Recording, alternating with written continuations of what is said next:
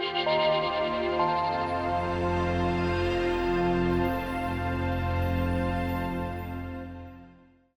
in this 15 minutes, you'll get a glimpse of some very rich new data, fresh off the press by Ipsos MORI, which looks at what people say they do and what they think others do. So it's my pleasure to welcome to the stage Duffy, who is the Global Director of the Ipsos Social Research Institute. Thank you, Bobby. Thank you, Tiina. Great, thank you. Thanks, great to be here. So this was the title of my presentation, and then I saw Stephen Pinker's excellent presentation yesterday, which I hope lots of you saw, and I really enjoyed it. But I couldn't help thinking throughout that my slides could be one of the examples that you put up there to shame people. So I've changed it to a simpler, we're wrong about the norm and it matters. There's probably still a passive in there somewhere. I'm not quite sure I still understand passives. But it's a very simple survey. So the survey we've done asked people responses whether they've done 5 different behaviours, and then asked them to estimate how common they think those 5 behaviours are among the entire population for their country. And then for some behaviours where we have it, we've got some actual data, some objective data, although there's some question marks over that. We'll come back to that later. So our aim was really to look at the interplay between descriptive and injunctive norms, so what people think happens and what they think others approve of. So we'll try to unpick a little bit about that in the time. And then how our understanding of norms compares with reality. So that's one element of pluralistic ignorance, as it's called.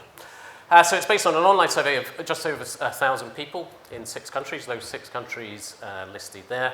And it's very recent, so this is only just initial analysis, and I'm sure there's much more that others can get from this data. So firstly, on pension saving, this is the format of the questions that we asked. Out of every 100 people in your country, how many do you think are not saving enough for retirement?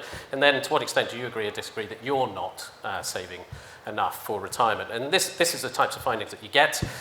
For this particular question, we think that 66%, across the 6 countries, we think that 66%, 2/3 of people are not saving enough for their retirement. We put ourselves quite close to that. So we think when you ask individuals, 62% of them say that they are not saving enough for retirement. Now, one of the great things about this was doing this internationally, because we've done this in the UK before, but doing it internationally shows what I thought was quite surprising and remarkable consistency across countries, particularly in terms of the norm. So wherever you go in any of these countries, we think that 2/3 of people are effectively screwed on their pensions. We're just stuffed on our pension saving, which was a surprise to me given the different financial and cultural context that we've got. We don't have much reality data to compare this against, but there is a DWP, our pensions department, have done a study on undersaving for retirement.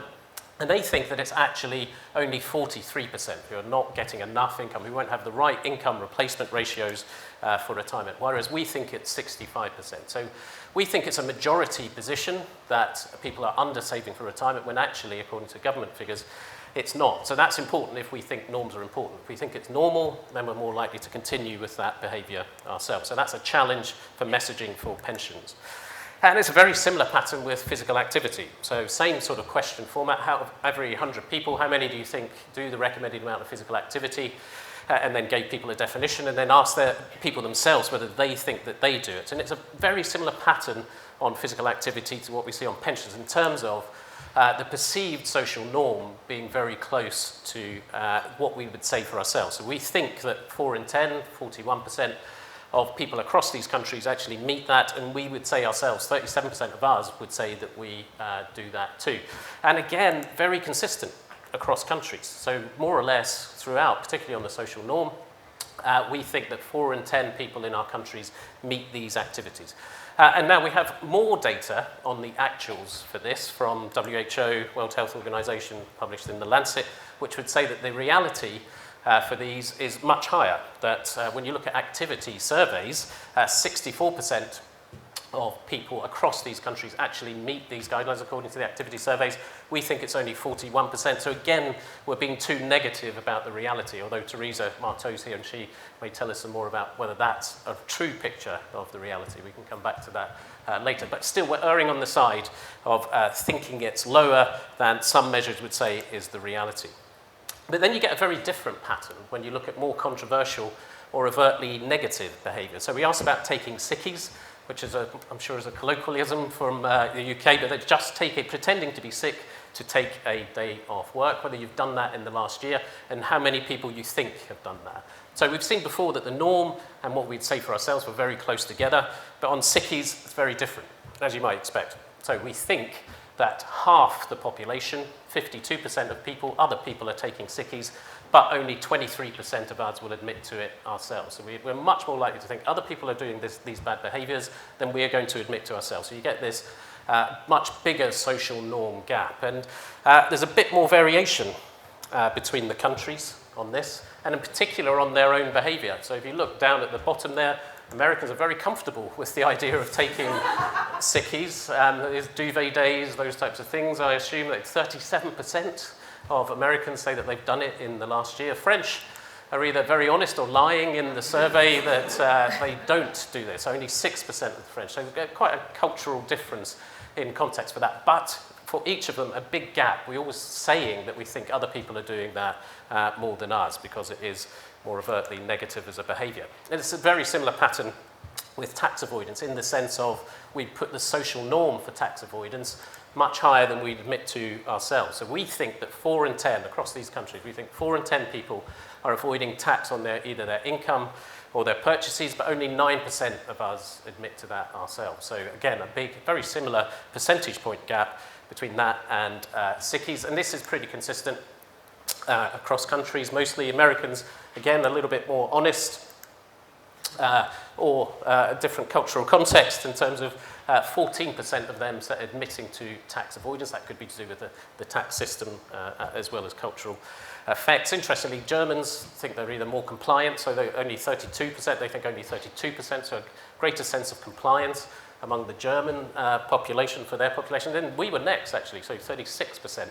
in the UK, which I thought was a little bit surprising. I expected that to be higher, given we've had some relatively high-profile examples of tax avoidance. So this is a cultural reference for the UK, and I use cultural reference very loosely. It's not particularly cultural. This is Gary Barlow with his OBE, who got done for tax avoidance, and even less cultural, Jimmy Carter. We've had quite a lot of stories about tax avoidance, and we even had politicians, ministers, Lord Fink saying that everyone avoids tax recently. That's quite a strong normative message to put out to people that think everyone avoids tax. So there are those cues out there for people. And then finally, sugar consumption, which I think is the most interesting one in many ways. So it's the same sort of question: how many people do you think eat more sugar than the recommended daily limit? And gave people the definition of that. And then how much people do that themselves. To what extent do you do that yourselves? So what do you think that looks like for those who haven't seen it? Do you think that looks like retirement, pension savings, and physical activity, where we're quite close together, we think we're quite similar, or we admit we're quite similar? Or do we think it's quite different, where like tax avoidance or taking sickies, where we'd actually say other people are doing that, but we're not? Which of those two things? Pardon? Savings, really? Okay. No. It's actually this is the most interesting thing, because I would have thought maybe, like you, it'd be like exercise. It's something that you think you're similar to other people in, but actually it's a very othering behaviour. It's we think 66%, so 2/3 of people are eating too much sugar, but we would only say 40% for ourselves, which is interesting and fairly consistent across countries. So we've still got this big gap. Americans, again, a bit different. That's a theme throughout the study, Americans being a bit different on these types of things. But still a big gap. So we do see this as an other behaviour rather than something that we associate to ourselves. And we do have one piece of actual data from the UK, from the National Diet and Nutrition Survey, which would say that in the UK it's 47%. At least in 2014 it was 47% of people who are actually eating too much sugar, going over the recommended. But we think it's 7 in 10 people, 69%. So we're overestimating the actual consumption of sugar. We've normalised the behaviour that isn't actually quite a majority behaviour, which is a challenge. So overall, just to summarise that, overall we've got two clear groups of behaviour. When you look at the gap between what we think others do and what we say we do, we've got the not saving enough for retirement and do recommended amount of physical activity as one group with very similar social norm gaps, and then we've got the others avoiding paying full amount of tax, pretending to be sick, not to go to work. And then I think interesting that the eating sugar kind of groups with those two very overtly wrong behaviours, which is interesting from how you are going to shift people's perceptions of the norm and then their behaviour. Because it is important. So we get the norm wrong, and that's a problem. We think negative behaviours are more common than they are. Across countries, this is pretty consistent, although there are those cultural differences. And then from all we've seen from over the last couple of days, norms are important to our own behaviour. So obviously we had Robert Cialdini yesterday, the great authority on this. It provides a massive challenge for communicators and policymakers. So, as he says, they need to avoid the tendency to send the normatively muddled message that a targeted activity is both socially disapproved but also widespread. So, saying something that this desirable behaviour is happening widespread, people hear the widespread bit of it, not just that it's undesirable. And that is a real challenge. It's easy on things like tax, getting people to pay the tax, but on complex and emerging issues, we want to bring people's attention to it. But as we're doing that, we're also normalising it. So I think this is one of the biggest challenges for communicators and policymakers. How do you draw attention to something without making it normal? And then finally, it is different for different issues. I think these norm gaps give a clue to how acceptable a behaviour is seen to be. And we know that injunctive norms, telling people that people disapprove things, work differently and with different issues and different circumstances. And I'd just leave you with that question, I guess, is why is that descriptive norm bigger on sugar than exercise? Thank you.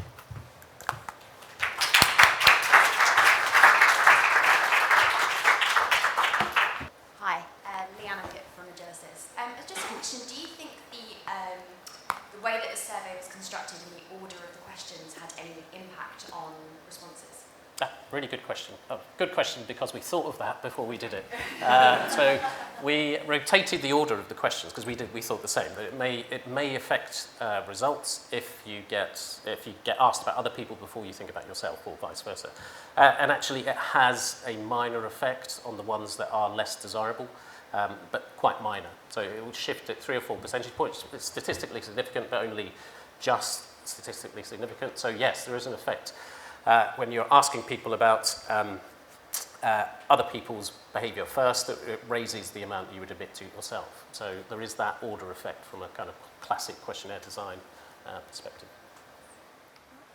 Okay, we've got time for 2 more questions. There's one here in the front and one here. We'll take both questions and then Bobby will answer and then we'll have to wrap up. Chris Stum, University of Nottingham. You said that the gaps are important because they're important for behaviour.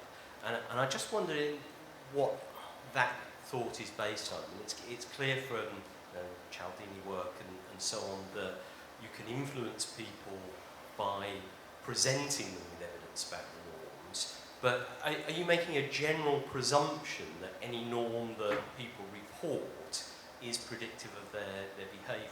What's the support for that general thought that these gaps matter in general? I don't think, no, that's not the conclusion that we're trying to get to, that norms, that gap matters in general. It is pointing to, I think, what we're trying to do with asking about those different types of behaviours was pointing to different types, sizes and types of gaps for different types of behaviours, because all the Cialdini and all the other work shows that you need to be very precise in the norms that you use and how you apply them in different situations. So it's not about making a generalised point about norm gaps are going to be important in behaviour in all circumstances, and you can use them to the same effect. I mean, you see it time and time again in experiments that it can boomerang on you. So it's, no, that's not the intention from it. Yeah. Maybe just to add on to that, work on the Behavioural Insights team. So we've done our famous tax letter work where we tell people what the actual norm is. So in a way, we're correcting that misperception when it comes to paying tax on time. And there we're finding it is shifting people's behaviour. So I guess as Bobby's saying, it is an empirical question for which behaviours does correcting that misperception help, for which does it not. We had one final question here, and then I'm afraid I'll have to close the session. Yes? If I'm right, you framed all the questions negatively. So, are we not saving enough? So just if you're applying a norm to trying to change behaviour, then you might frame positive behaviour. Do you think that having asked the question, you might have got a different response if it was framed positively? I think for the frame, we didn't frame them all negatively. So the exercise one was a positive frame. So how many people do meet the framework? But yes, and I think how you frame the questions is very important. We do a lot of work on that, and we've done experiments that have reversed these people's perceptions on these types of, and it has shown an effect which way you put it round. But I don't think that was an effect here. Thanks very much, everyone. I know there's more questions in the audience. I'm afraid I have to be brutal and end this session now. We have, in less than 10 minutes, we have an amazing final award session starting where you will see some of the most exciting new research in the area. Please do come. I know you're tired. I know it's been a long 2 days, but I promise you it's worth it. Thanks very much.